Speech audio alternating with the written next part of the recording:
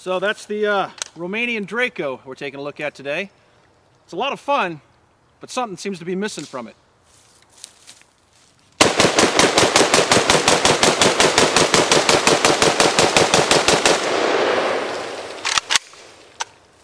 What's missing is a stock.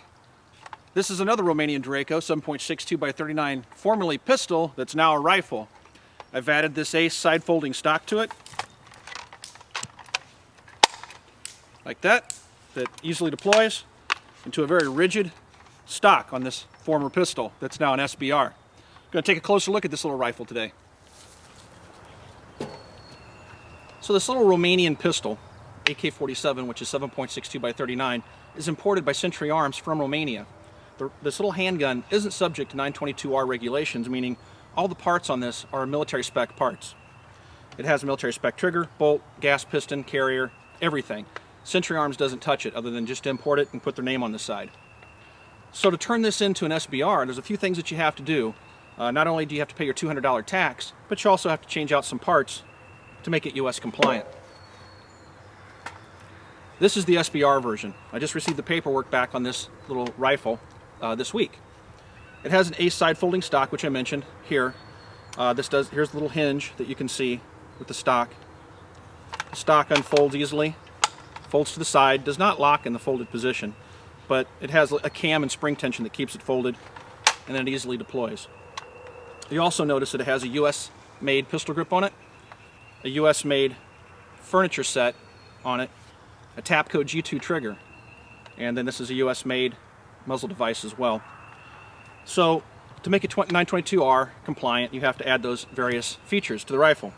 But once you're done and you get your paperwork back and you put the stock on, which you can see in my other video that I posted earlier this week on the process for installing this little stock, it turns it into a fun, shooting, great little rifle that you really enjoy. Now, one of the other things that you have to do to the Draco to make it look this cool is remove the muzzle nut device, and what you just saw is the tack weld that's holding the muzzle nut in place.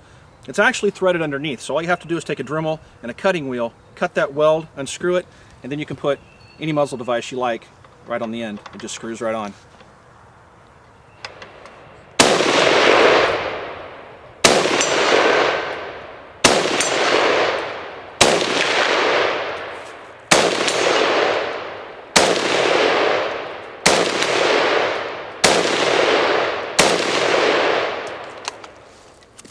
So this little stock really extends the range of this former handgun, as you can tell. I mean, it makes sense, right? So that's one of the reasons why I put the stock on this handgun to make it into a rifle, is because I wanted to extend the range of it. The Draco by itself really isn't much more than a novelty in my mind, but once you put a stock on it, it becomes a serious piece of hardware.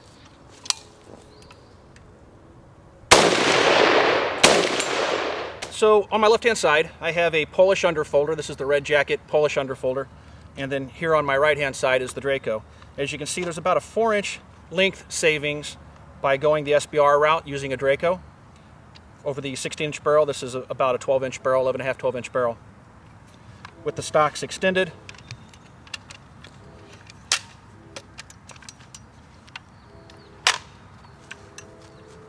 you still have about 4 inches or so of length difference between a full-size AK and the Draco pistol as an SBR. So you not only save in length of the barrel, but the overall weapon feels much handier. It's light. This weapon only weighs about 6.9 pounds without a magazine in it. With the empty steel magazine, it's a little over 7 pounds. It's not exactly a lightweight, but it's definitely shorter and lighter than your standard AK, and it's very, very handy. I really like it.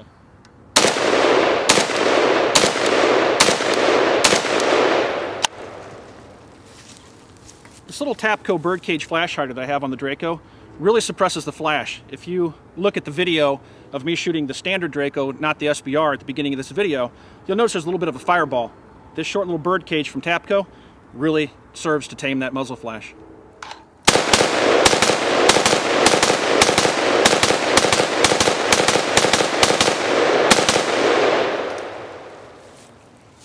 So some final thoughts on this little SBR project. I think it's worth it. I really enjoy this little Draco SBR. If you're going to get into the SBR game, this is probably one of the cheapest ways to do it. I have a little less than $700 in everything, including the tax to the ATF in this gun. So 700 bucks will buy you a brand new arsenal, just a plain Jane arsenal with a standard stock. Or you can do 700 bucks, get one of these. That's all Romanian, obviously without the US parts that you have to swap out to be 922R compliant. And you get a reliable, handy, very useful little rifle for 700 bucks. I suggest you try it out. Anyway, thanks for watching the channel, everybody. Check us out on Facebook. That's at www.facebook.com/militaryarms. And again, thanks for watching. How much did that cost? Didn't I mention it? It only cost 700 bucks.